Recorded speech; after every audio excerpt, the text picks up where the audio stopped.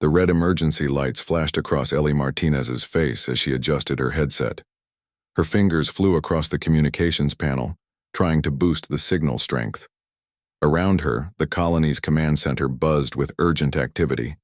People rushed between stations, their voices tight with fear. "Another settlement has gone silent," Ellie announced, looking up from her screen. "That's 4 this month." Commander Peter Wright leaned over her station, his normally calm face lined with worry.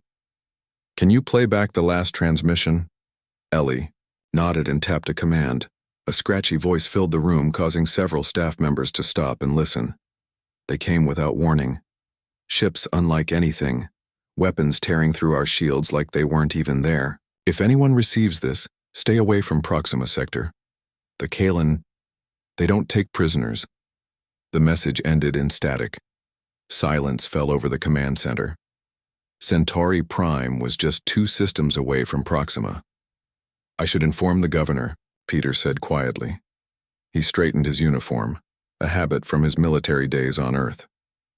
"Keep trying to raise any of the other settlements. Maybe someone made it out." Ellie watched him leave. At 32, she had spent nearly a decade on Centauri Prime, falling in love with the colony's stunning blue skies and twin moons. The thought of it all being destroyed made her stomach twist into knots. Governor Susan Miller arrived within minutes, her gray suit perfectly pressed despite the early hour. Her eyes, however, revealed she hadn't slept much. "Show me everything," she demanded. "Every message, every scan, every piece of data we have on these attackers." Dr. Alan Brooks, the colony's lead xenobiologist, joined them. His lab coat was stained with coffee, his hair standing on end as if he'd been running his hands through it all night. "Governor, I've analyzed the biological samples from the refugees who made it here last week," Alan said, pulling up images on the main screen. "The Kalen are using some kind of engineered pathogen alongside their conventional weapons. It targets specific genetic markers." Susan's face hardened. "Are we vulnerable?" "Not immediately. The current strain is designed for the genetic profile of the Arcturian colonists. But given time, they could adapt it to humans." Peter cleared his throat. "Governor, we need to evacuate. Our defenses won't hold against what destroyed the Proxima settlements. We should send out the emergency transports while we still can." Susan shook her head. "Evacuation would take weeks. We have 15,000 colonists scattered across 3 continents." She turned to the window, looking out at the capital city sprawling below the mountain command center. "And where would we go? The nearest Earth outpost is 6 months away at maximum speed." "Then we need help," Peter insisted. "The Confederation has ignored our last 3 requests," Susan cut him off. "But you're right, we try again. Ellie, send out a priority message to the Confederation Council and prepare a general distress call on all frequencies." Ellie nodded and began crafting the message. The Galactic Confederation consisted of 7 advanced alien species who had been exploring the stars long before humans left Earth. They had technology that could save Centauri Prime, if only they would use it. Hours passed. Ellie sent the messages and waited for replies while monitoring the deep space scanners. When her console beeped, she jumped. "Incoming transmission from the Confederation," she announced. Everyone gathered around her station as she put it on the main screen. A tall, slender alien with silvery skin appeared. Ambassador Veltora of the Navarine species looked down at them with large, expressionless eyes. "Governor Miller of Earth Colony Centauri Prime." The alien spoke in the flat tone of someone using a translation device. "The Confederation Council has received your request for military assistance against the Kalen Armada." Susan stepped forward. "Ambassador, our colony is directly in their path. We have limited defenses and 15,000 civilian lives at stake. We need immediate assistance." The ambassador blinked slowly. "The Council has voted. Our policy of non-intervention remains in effect. Humanity expanded into this sector despite our recommendations to establish defenses first. The Kalen conflict is not our concern." Peter slammed his fist onto a nearby console. "Not your concern? They're slaughtering entire settlements." "Commander Wright," Veltora said, "your species' aggressive tendencies are precisely why the Council maintains its distance. Had humans joined the Confederation and accepted our guidance, perhaps this situation could have been avoided. So you'll just let us die? Susan asked, her voice steady despite her anger. We regret any loss of life, the ambassador replied. However, the Confederation must consider the larger balance of galactic politics. Good fortune to your colony. Governor Miller. The screen went black. Alan laughed bitterly. Good fortune? They just signed our death warrant. No, Susan said firmly. We're not done yet. Ellie, send the general distress call. Maximum power, all frequencies. Someone out there might listen even if the Confederation won't. Ellie began, broadcasting immediately. This is Earth Colony Centauri Prime calling any vessels within range. We are facing imminent attack by Kalan forces. We have a civilian population of 15,000. Limited defenses. Request immediate assistance. Repeat. Days passed. The colony prepared as best it could. Peter organized the small security force and trained civilian volunteers. Alan worked to develop countermeasures against potential biological weapons. Susan kept the colony functioning despite growing fear. Ellie maintained the broadcasts, changing the wording occasionally, but always with the same desperate plea for help. She received scattered responses. Sympathy from traitors too small to help. Warnings to flee from those who had witnessed Kalan attacks. Silence from most. Then the scanner alarms blared. Multiple ships entering the system. Ellie reported. Her, mouth dry. Configuration matches Kalan vessels from survivor reports. Peter leaned over the scanner. 5 large warships, at least a dozen smaller craft. They're spreading out to surround the planet. Susan took a deep breath. How long until they're in striking range? 6 hours, maybe less. Then we have 6 hours to prepare, Susan said. Ellie, boost the distress signal. Use everything we have. Peter, implement Defense Plan Delta. Alan, get your team to the emergency shelter with all your research. As the others rushed to carry out her orders, Susan stayed by Ellie's side. Change the message, she said quietly. Make it clear what's happening. If no one comes to help us, I want the galaxy to hear exactly what they allowed to happen. Ellie nodded and adjusted the broadcast. This is Ellie Martinez of Earth Colony Centauri Prime. Kalan warships have entered our system. Attack is imminent. We have 15,000 civilians, including 3,000 children. Our calls for assistance to the Galactic Confederation have been denied. If anyone is listening, please help us. This colony was established 9 years ago as a scientific and cultural outpost. We are not a military target. I repeat, we are not a military target. The first attacks came sooner than expected. The orbital defense platforms, old and limited in firepower, were destroyed within minutes. The Kalan ships began systematic bombardment of the outlying settlements. From the command center, they watched in horror as the first colony buildings collapsed under enemy fire. Emergency reports flooded in. Hundreds dead in the initial strikes, infrastructure failing, panic spreading. We need to move to the emergency bunker, Peter urged, grabbing Susan's arm. This building will be targeted soon. Ellie looked at her, communications array, still broadcasting their pleas into space. I need to stay with the equipment. It's our only link to potential help. 5 more minutes, Susan agreed. Then we all go below. The minutes ticked by. Outside, the beautiful, blue sky of Centauri Prime filled with smoke as fire spread across the capital. The distant thunder of explosions grew closer. Suddenly, Ellie's console lit up with an incoming message. Her heart leaped as she opened the channel. This is Captain Samantha Cole of the Earthship Valkyrie responding to your distress call. We've received your transmission and are en route at maximum speed. Hold on, Centauri Prime. Ellie's hands shook as she responded. Captain Cole, this is Ellie Martinez. The Kalan are already here. They've begun their attack. Our defenses are failing. Understood. We're pushing our engines beyond safety protocols. Expected arrival in 3 days. Find shelter and survive, Martinez. Earth is coming. Before Ellie could respond, the building shook violently. Chunks of ceiling crashed down around them. That's it. We're leaving now, Peter shouted above the noise. As they rushed toward the emergency stairs, a deafening explosion tore through the east wall of the command center. The communications array erupted in sparks and smoke. Ellie was thrown to the floor. As darkness closed in around her, she thought of the message that had given her hope moments before. 3 days. They needed to survive just 3 days. The colonies. Fate now rested with a ship called Valkyrie, racing across the stars toward them. 3 months earlier, Captain Samantha Cole stood on the bridge of the UES Valkyrie, watching the stars through the massive viewing window. The ship hummed with energy beneath her feet.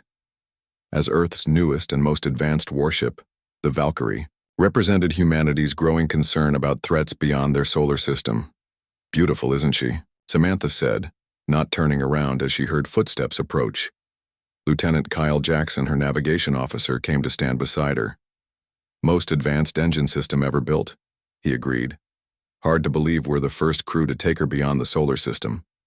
Samantha nodded. At 42, she had spent most of her adult life in Earth's defense forces. The Valkyrie was her first deep space command, and she had handpicked her crew for this maiden voyage. "Captain," called a voice from across the bridge. "Chief Engineer Rodriguez is requesting your presence in the engine room." "Tell her I'm on my way," Samantha replied. She gave Kyle a quick smile. "Keep an eye on things." The Valkyrie was massive compared to previous Earth ships, stretching nearly a kilometer from bow to stern. It took Samantha 10 minutes to reach the engine room, where Chief Engineer Maria Rodriguez waited beside a glowing blue chamber. Maria, a brilliant engineer with 20 years of experience, had personally designed many of the Valkyrie's systems. Her dark hair was pulled back in a practical ponytail and smudges of oil marked her uniform. "Captain, I wanted you to see this before we begin our patrol route," Maria said, gesturing to the pulsing blue light. "This is the new burst drive. Theoretical speeds 3 times faster than our standard FTL." Samantha raised an eyebrow. "I thought the burst drive was still in the testing phase." "Officially, yes," Maria admitted. "But I've installed a prototype. It's not on any manifest, and Admiral Phillips is the only other person who knows." "Maria," Samantha said carefully, "are you telling me you've installed experimental technology on my ship without authorization?" The engineer grinned. "With authorization from Phillips only. He thinks we might need it someday. The burst drive can get us places faster than any other human ship. Maybe faster than any ship in the galaxy." Samantha sighed but couldn't hide her interest. "How does it work?" "Instead of the steady FTL crawl of regular engines, the burst drive creates a momentary tear in space-time. We punch through, travel an enormous distance in seconds, then revert to normal space. Risky, but the potential is incredible." Before Samantha could respond, her communicator beeped. "Captain, to the bridge, we're receiving a transmission from Earth Command." When Samantha arrived back on the bridge, Admiral Frank Phillips' face filled the main screen.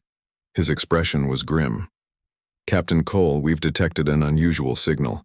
It's extremely faint and partially corrupted. Our analysts believe it's a distress call from Centauri Prime." Samantha felt her stomach tighten. "Centauri Prime? That's one of our furthest colonies." Phillips nodded. "We're sending you the signal now. It's fragmented, but you need to hear it." The Admiral's face was replaced by static, then a woman's voice broke through the noise.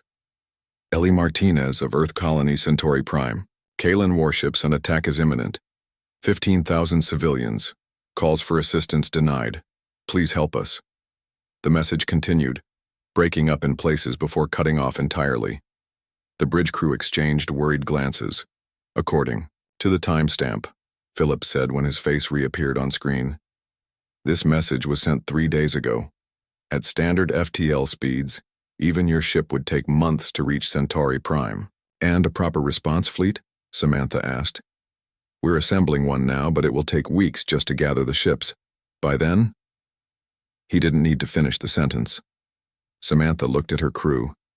Kyle was already calculating something at his navigation station. She knew what he was thinking. "Admiral, request permission to respond to the Centauri Prime distress call," she said formally. Phillips frowned. "Denied, Captain. The Valkyrie is a prototype vessel on its maiden voyage. It's not authorized for combat operations, especially not alone against an unknown enemy force." Samantha stepped closer to the screen, lowering her voice. "Sir, with respect, we both know what Maria installed on this ship. The burst drive could get us there in 3 days. The burst drive is untested technology, Samantha, Phillips replied, dropping military formality. It could tear your ship apart, or it could save 15,000 lives. She held his gaze. Frank, there are people. No one else is coming to help them. Admiral Phillips was silent for a long moment. Then he leaned forward, his voice dropping lower. Captain Cole, I need to speak with you privately. Clear the bridge. Samantha ordered her crew out. When they were alone, Phillips spoke again. The Galactic Confederation received Centauri Prime's distress call before we did. They voted not to intervene. What?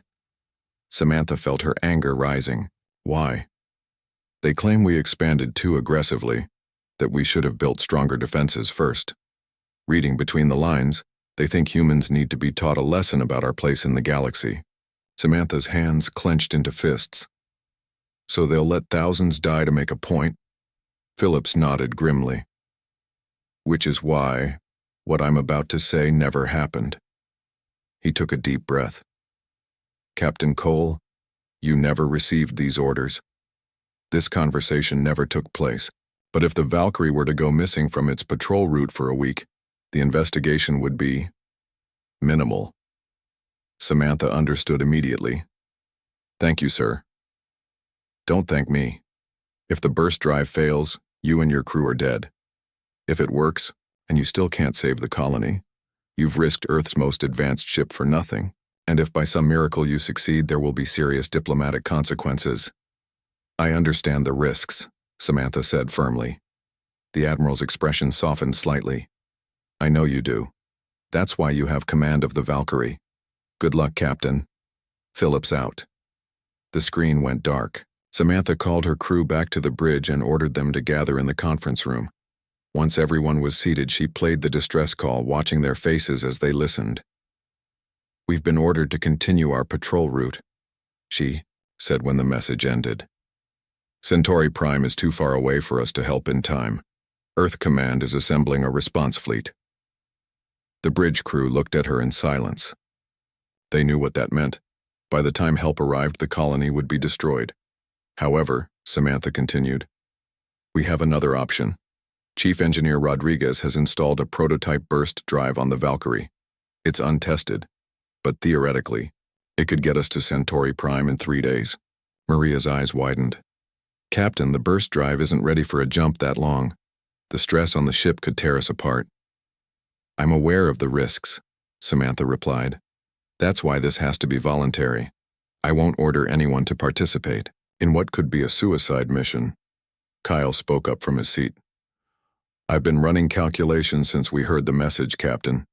There's a path that might work. If we use the gravitational pull of 3 specific star systems, we could reduce the strain on the engines by nearly 30%. Maria looked thoughtful. That might actually work.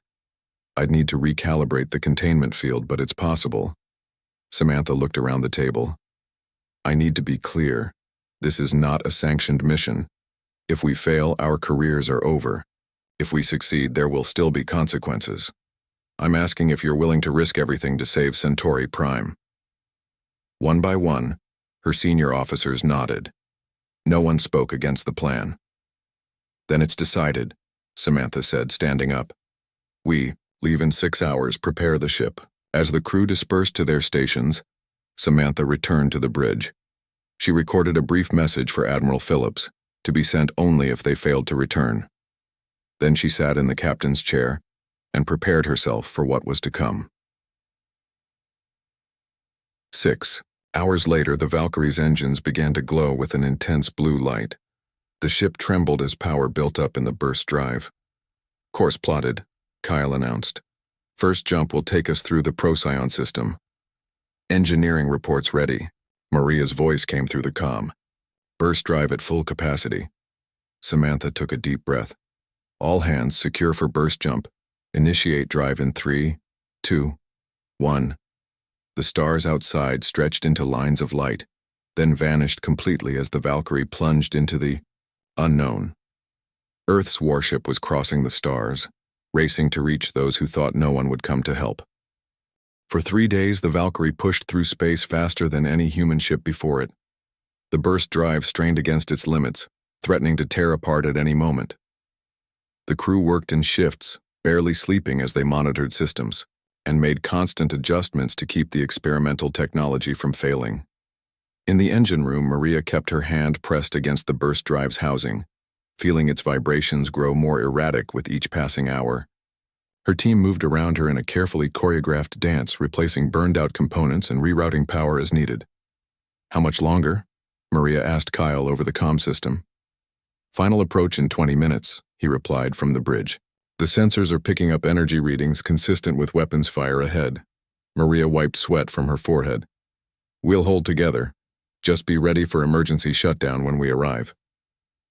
On the bridge, Samantha studied the tactical display, as it updated with new information.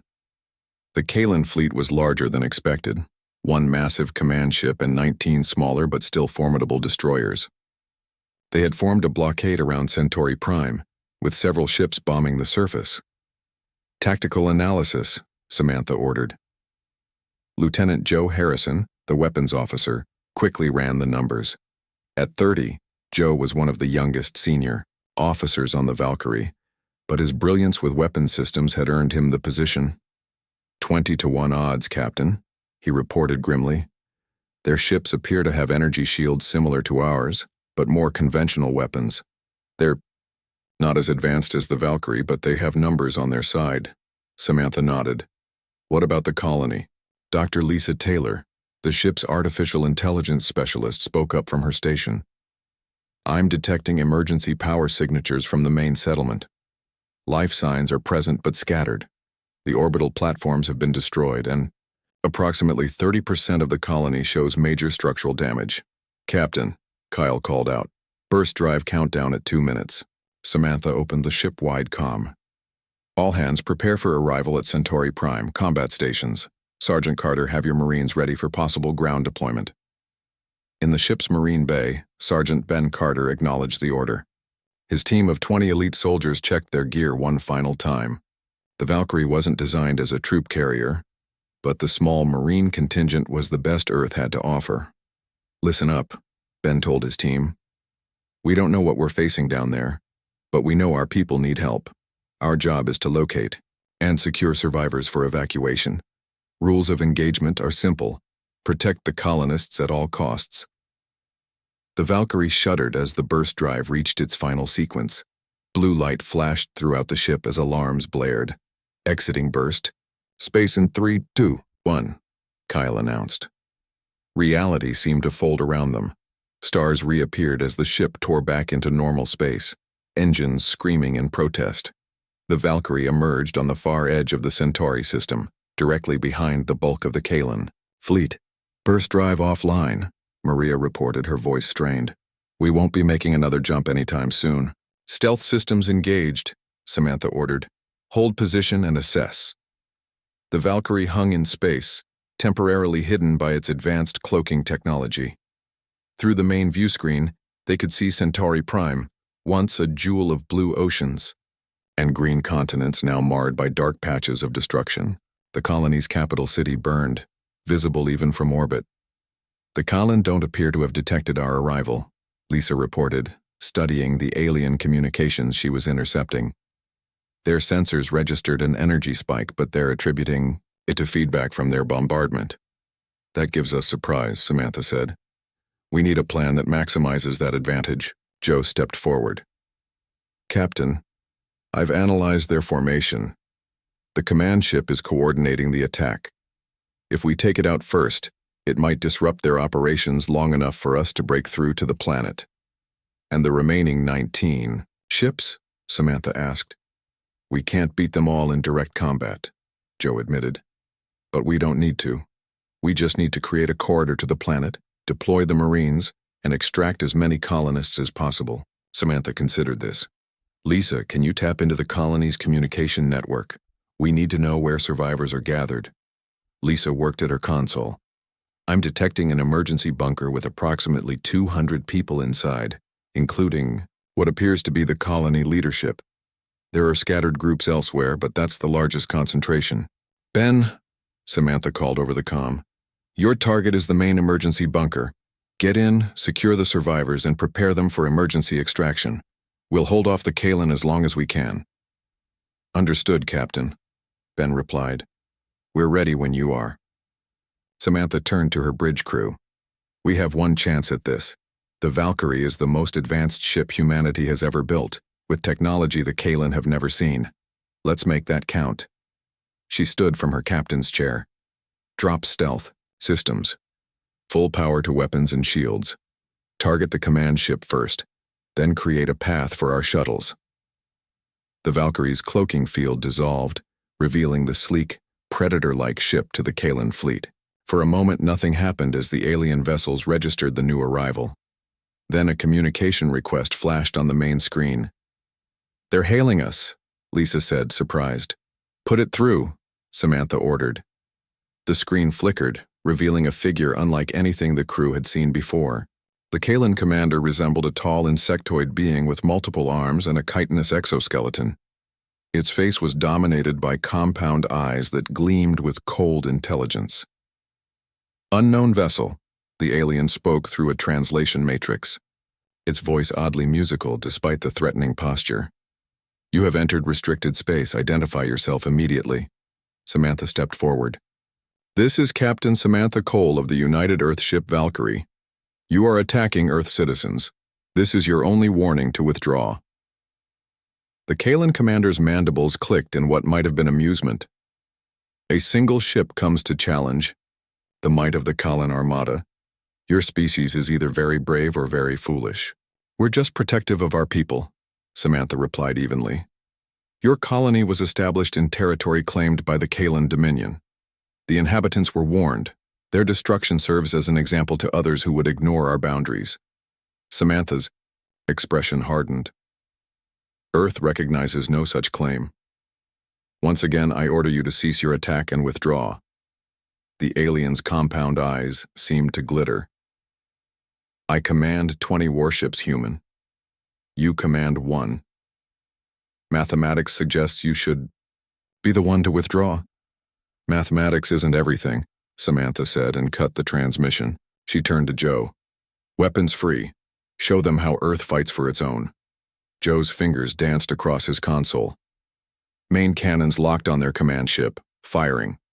The Valkyrie surged forward, its advanced engines propelling it toward the heart of the Kalen fleet. Beams of concentrated energy lanced out from the Earth ship, slamming into the command vessel's shields with devastating force. The Kalen responded immediately, dozens of energy weapons turning to focus on the lone human ship, but the Valkyrie moved with unexpected speed and agility, its defensive systems intercepting incoming fire while its own weapons continued their assault. "Shields holding at 80%, Lisa reported as the ship rocked from a glancing hit. "Their targeting systems can't lock onto us effectively." "Their command ship's shields are weakening," Joe added. "One more direct hit should—" His words were cut off as the Valkyrie scored a critical hit. The Kalen command vessel's shields flickered and died, allowing the Earth ship's weapons to tear into its hull. Secondary explosions rippled along its length. "They're breaking formation," Kyle called out. "The destroyers are moving to protect the command ship."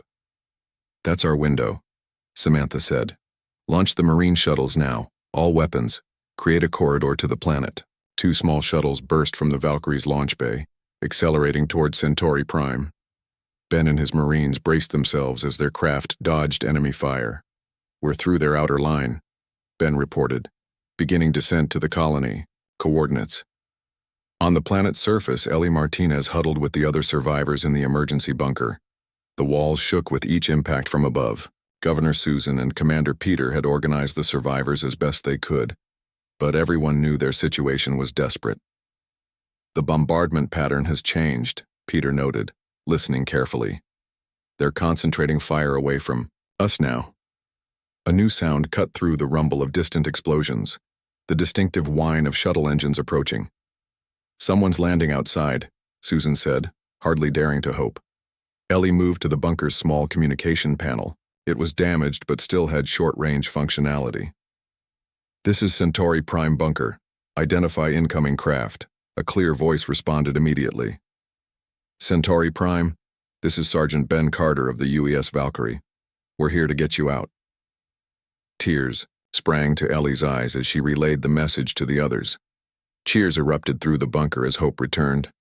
Above them, the Valkyrie continued its improbable battle against overwhelming odds, buying time for the evacuation to begin. Earth's warship had crossed the stars and the real fight was just beginning. Ben's Marines moved with practiced efficiency as they secured the area around the bunker entrance. The Kalan ground forces had noticed their arrival and were converging on their position. Weapons fire lit up the darkened landscape as the Marines established a defensive perimeter. "We've got 15 minutes tops before they overwhelm this position," Ben told Peter as they crouched behind a fallen wall. "How many people are in the bunker?" "Just over 200, Peter replied, checking the charge on the weapon Ben had given him. "Many are injured. We'll need time to move them." Ben nodded grimly. "Then we'll make time. Get them ready to move in groups of 20. My team will cover you." Inside the bunker, Ellie helped Susan organize the survivors. Children and the severely injured would go first, followed by essential personnel and researchers. "The Earthship really came for us," Susan said quietly as they worked. "When no one else would." Ellie nodded, remembering the voice she had heard days earlier. Captain Cole kept her promise. Above the planet, the Valkyrie continued its impossible battle. The ship twisted and turned through space with unnatural agility, its advanced engines allowing maneuvers the bulkier Kalan vessels couldn't match. 3 enemy destroyers had already been disabled, their engines destroyed by precisely targeted shots. But the Valkyrie was taking damage too. On the bridge, Samantha held tight to her chair as the ship shuddered under another hit. "Shields at 40%, Lisa reported. "Hull breaches on decks 5 and 7, repair teams responding." "The Marines have reached the bunker," Kyle added. "They're beginning evacuation now." Samantha studied the tactical display. The Kalan command ship had withdrawn to a safer distance, but the remaining destroyers were adapting to the Valkyries' tactics, coordinating their attacks more effectively. "We need more time," Samantha said. "Joe, target their weapon systems only. We need to disable, not destroy." "Captain," Maria's voice came through the comm, strained and urgent. "Engine 3 is failing. If we lose it, our maneuverability drops by 60%. "Understood," Samantha replied. "Kyle, adjust flight pattern to compensate. Lisa, what's the status of the Marine extraction?" "First group of colonists is boarding the shuttles now," Lisa reported. "Sergeant Carter estimates 30 minutes to complete evacuation." Samantha did the math quickly. The Valkyrie couldn't hold out that long against the entire Kalan fleet. They needed something else, a new advantage. "Open a channel to the Kalan command ship," she ordered. The alien commander appeared on screen again, its compound eyes glittering with what might have been anger. "Your resistance is impressive but futile, human," it said. "My reinforcements are already approaching this system. Surrender your vessel now and your crew may be spared." "I want to speak with your supreme leader," Samantha said, ignoring the threat. "The one who ordered this attack." The commander chittered something in its native language. "The Kalan Supreme does not speak with lesser beings. Tell your Supreme that humanity will not stop with one ship," Samantha said, her voice steady. "For every colony you destroy, we will send 10 more warships. We will build 100 more Valkyries. We will never stop coming for you." The alien seemed to consider her words. "Your species is young and knows nothing of galactic warfare. The Kalan have conquered worlds for millennia. And yet you've never met humans before," Samantha replied. "We're different. We don't abandon our people. We don't recognize your claims to this system, and we are very, very good at war when provoked." Before the commander could respond, Lisa called out, "Captain, multiple ships dropping out of FTL at the edge of the system." Samantha felt her heart sink. The Kalan reinforcements had arrived sooner than expected. The Valkyrie was doomed. But Kyle's next words changed everything. They're not Kalan ships, Captain. They're Confederation vessels." The main view screen shifted to show a fleet of sleek, advanced ships unlike anything they had seen before. At least 30 vessels of various sizes moved into attack formation. A new signal came through. "This is Ambassador Dan Wilson of the Galactic Confederation. Valkyrie, do you read us?" "This is Captain Cole," Samantha replied, unable to hide her surprise. "We read you, Ambassador." The screen showed a human face, a man in his 50s wearing the formal attire of Earth's diplomatic corps. "Captain, I've brought the Confederation fleet. We're here to assist." "I was told the Confederation voted not to intervene," Samantha said carefully.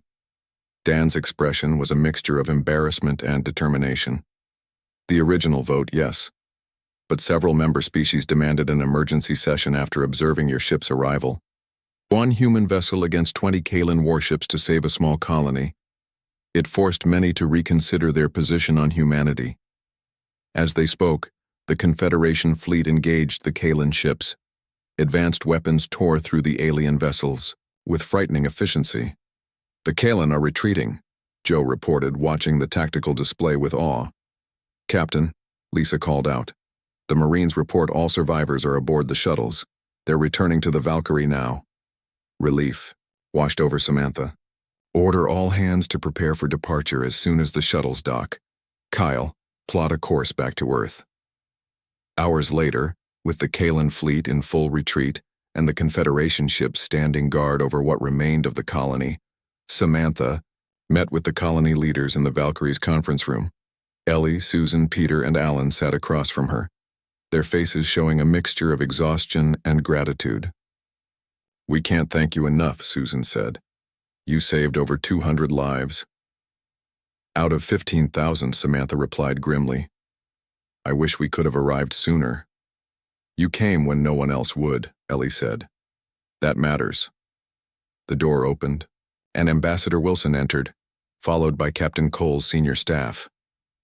"I've just spoken with the Confederation Council," Dan announced.